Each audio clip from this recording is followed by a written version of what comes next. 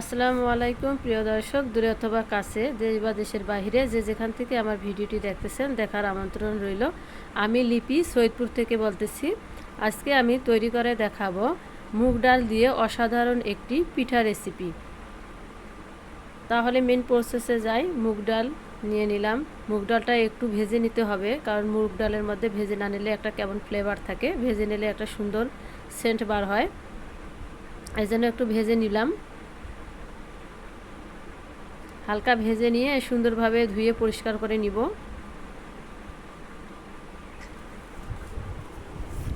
পরিষ্কার করে নিয়ে হলুদ, লবণ, তেজপাতা দিয়ে আমি প্রেসার কুকারের মধ্যে দিয়ে সিদ্ধ করে নিব, কারণ এমনিতে সিদ্ধ করতে গেলে বেশি সময় লেগে যাবে আমার। এই জন্য একটু আমি প্রেসার কুকারের মধ্যে দিয়ে দেব। ধুয়ে এই যে লবণ, হলুদ আর তেজপাতা দিলাম, আর বাকি কিছু দেই নাই, পরে বাকি উপকরণগুলো আমি দিয়ে দেবো। প্রেসার কুকারে সিটি দিয়ে নিয়ে নিলাম। আর এই যে এগুলো আমি পরে অ্যাড করব। মনে করবেন যে খালি লবণ হলুদ দিয়ে করবে, না, সেটা না। এখন সিটি দিয়ে আমি সম্পূর্ণ ডালটা ঢেলে নিলাম।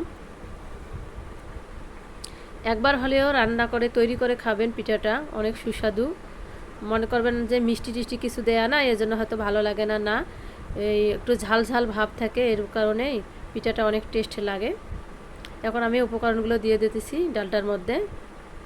পেঁয়াজ কুচি কুচি করা না, একটু থেতো করে নেওয়া, সবগুলো আমি একটু থেতো করে নিয়েছি। পেঁয়াজ, আদা, রসুন সব থেতো করে নিয়েছি। মরিচ, মশলার গুঁড়া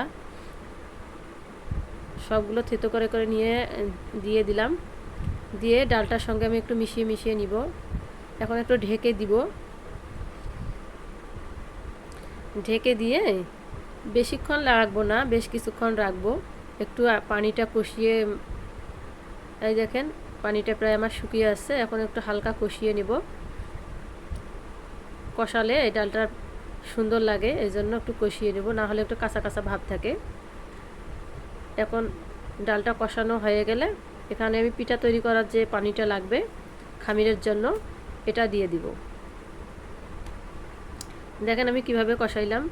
দেখেন আমার পুরো পানিটা শুকায় গেছে। এখন আমি এক্সট্রা পানিটা দিয়ে দিব, যেটা আমার পিঠা তৈরি করার জন্য, পিঠার খামিরটা তৈরি করার জন্য লাগবে, সেইটার জন্য পানিটা দিয়ে দিলাম। আমার আর একটু মনে হচ্ছে পানি লাগবে, আমি একটু বেশি পরিমাণ বানাবো তো, আর একটু আমি পানি দিয়ে দিলাম। আর পানিটাও একটু ঢেকে দিব বলক না আসা পর্যন্ত।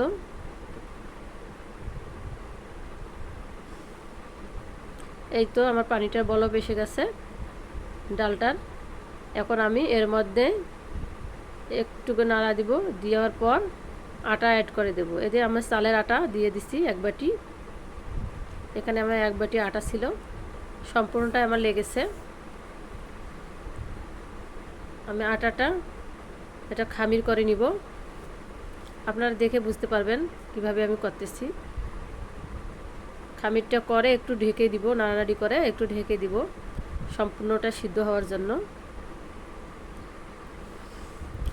সুন্দরভাবে মিশিয়ে নিতেছি। আগে একটু ঢেকে দিব, নরম হয়ে আসার জন্য একটু ঢেকে দিলাম। ফিরে আসতেছি কিছুক্ষণ পর। আমার খামিরটা করে নেব, একটু ঠান্ডা করে নিলাম। কেন, গরম অবস্থায় নাড়লে মানে হাতে গরম লাগতে পারে, বেশি আবার ঠান্ডা করতে যাবেন না।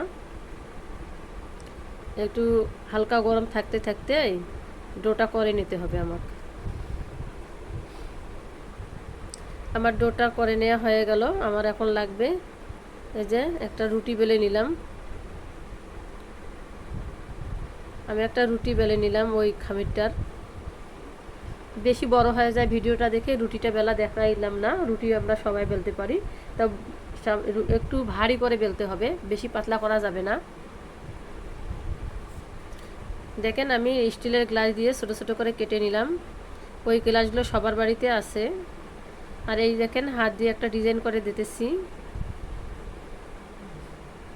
ফুলের মতো, সূর্যের মতো চারিদিকে করে করে দিতেছি।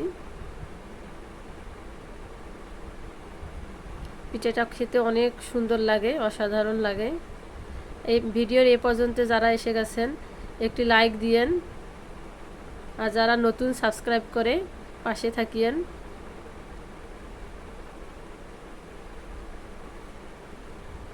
আর পুরো ভিডিওটা দেখার অনুরোধ রইল। দেখেন আমি হাত দিয়ে কিভাবে করতেছি, দেখলে বুঝতে পারবেন। খুব সোজা পিঠাটা তৈরি করা, খেতেও অসাধারণ লাগে। একদিন খেলে রোজ বানাতে যাবেন, একদিন বানিয়ে খাবেন, খেয়ে দেখবেন কত সুন্দর লাগে পিঠাটা। এই দেখেন আমার দুইটা আমি পিঠা বানা দেখাইলাম, আর বেশি দেখাবো না, কারণ বেশি দেখাতে গেলে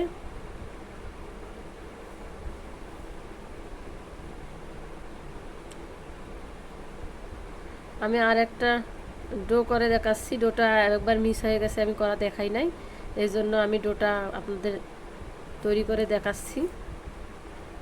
বলবেন যে আবার ডোটা করা দেখাইলো না, কেমন করে করলো। এই দেখেন আমি এরকম করে ডোটা করে নিছি।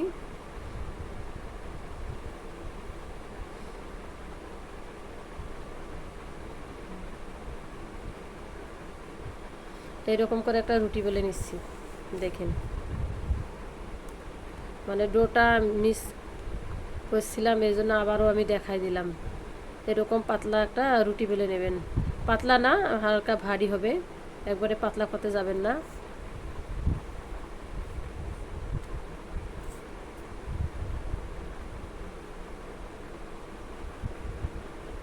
এখন ছোট ছোট করে কেটে নিব। কেটে নিয়ে তো আগে দেখাইলাম, এই যে আমি সম্পূর্ণ রুটিগুলো রেডি করে নিলাম। আগে প্রসেসে যে দেখাইলাম সেই প্রসেসে রেডি করে নিলাম। এখন ভেজে নেওয়ার পালা। এখন রুটিগুলো আমি একে একে ভেজে নেব। দেখেন তেলে দেওয়া মাত্র ফুলে যাবে।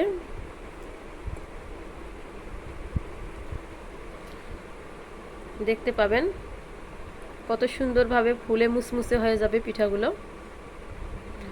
আপনারা বিকেলের নাস্তায় খেতে পারেন, মেহমানদের যদি তৈরি করে খাওয়ান ওরা অনেক খুশি হবে। সব অল্প উপকরণে তৈরি এই পিঠা, অনেক স্বাদ লাগে।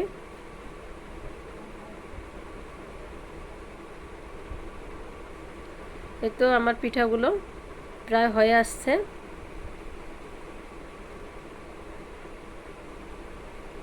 এভাবে আমি সবগুলো পিঠা ভেজে নেব। এই তো আমার পিঠাগুলো ভেজে নেওয়া হয়ে গেল। আমার ভিডিওটি ভালো লাগলে লাইক কমেন্ট শেয়ার করবেন, সাবস্ক্রাইব করবেন। আজ এই পর্যন্ত, আল্লাহ হাফেজ।